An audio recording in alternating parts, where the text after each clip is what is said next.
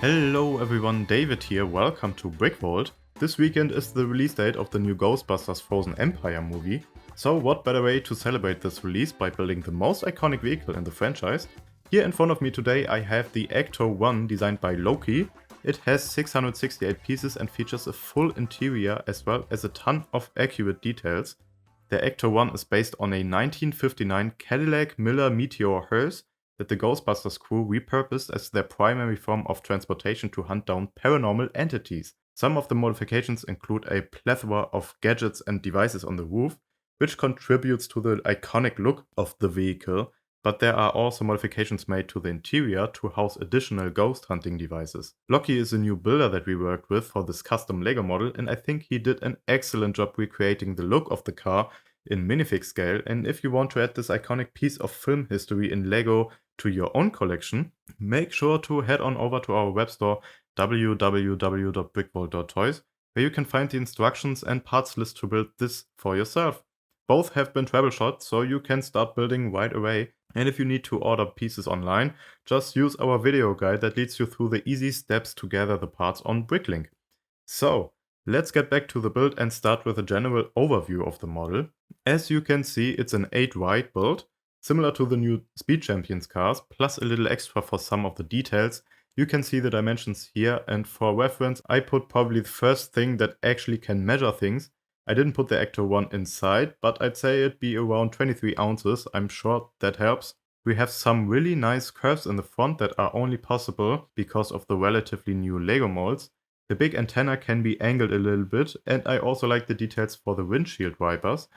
But what really jumps out at you are all the different details on the roof, consisting of things and stuffs and items and objects, assumably mostly containing arrays and radars and piping and sirens and floodlights. I really like that Loki put a lot of thought into this section of the build, and following the source material as closely as possible. We can't forget the ladder on the roof, which was a really nice little build as well.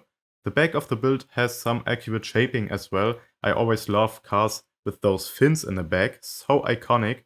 And while we're at it, here's the underside of the car, but let's find out what can be opened on this vehicle. First, you can open and close both the driver and passenger door, which is a really nice touch. In the back we have a separate door as well that you can open. Included in the parts list are also 2 of the backpacks, plus a little rack that you can fit them on. And you can actually put this tray in the back of the car, which is really cool. But now let's open it up and take a look at the interior. The process of removing the roof is a little trickier because of the pipe detailing that needs to be detached as well. Once done though, you can just lift the roof up. It's connected with a few studs to hold it in place. Inside we have even more technical components for ghost hunting. You can also see the space for where the tray for the 2 backpacks can slide in, and there's space to fit 2 minifigs in the back.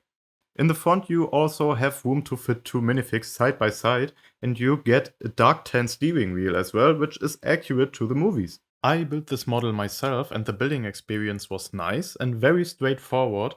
I was missing a couple of pieces while building, which sucked, so always make sure you have all the parts when tackling a build, especially a larger one. With this car it was no big deal, I just needed to order some of the parts that I didn't have in my inventory before. There are some parts that you probably don't have at home, like the piping or these relatively new curved pieces in the front, or maybe the curved slopes with the Ghostbusters logo on them. The main build though uses mostly really accessible pieces, and the build was not too expensive to source. Took me maybe 2 to 3 hours to build in total, and I'd say this is probably a perfect build if you're a beginner in the mock building space and want to try out a rather uncomplicated model first before jumping into the harder and bigger stuff. As for handling the model, this feels basically like a Speed Champions car in terms of sturdiness. It can roll around freely, you can pick it up with ease. Of course I wouldn't grab onto the smaller details, but that's obvious. But yeah, it's just a super easy build to handle and move around without anxiety. So, if you want to build this model for yourself, you can always find the instructions and parts list on brickvault.toys or click the first link in the video description. As always, thank you so much for watching. Make sure to like and subscribe for more detailed custom LEGO builds that you yourself can build as well, and we'll see you next time at BrickVault.